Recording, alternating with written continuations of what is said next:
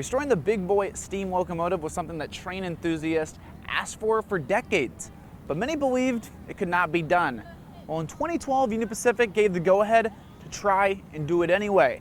And the man that led the restoration says it was a humongous endeavor, but as you can see behind me, they got it done. This is 605 tons, 7,000 horsepower, 133 feet long, 17 feet tall. I mean, it's just enormous. It weighs as much as 3 conventional locomotives. For 5 decades, this marvel of 20th century innovation sat dormant, collecting dust, spider webs, and a little rust out in Southern California. Many thought it should stay there because it would be too difficult to make the locomotive run again. If you don't want something to happen, people tend to say that it won't work and convince others that it won't work with the hopes that maybe they'll stop asking.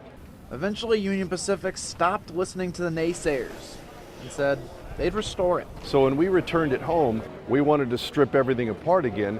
Yes, you heard that right. Other than the boiler, the team led by Ed Dickens rebuilt the train from the ground up.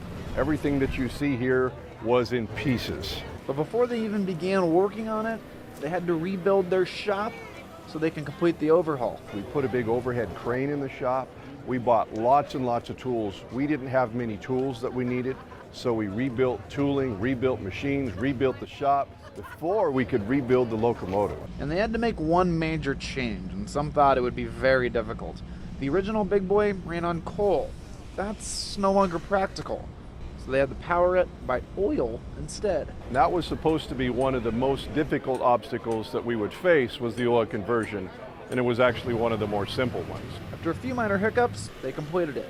And Dickens says he marvels at the craftsmanship below the train, between the wheels, under the frame. It looks immaculate under there. It's really too bad we can't put mirrors where people could see it. I don't know if it's appropriate to say it's beautiful, but it really is a beautiful locomotive. He's just completing the first major trip since restoring the locomotive and is still making minor adjustments. He hopes eventually he can enjoy the work his team did. In some respects, we still haven't been able to let our hair down and kind of enjoy the moment because we're busy with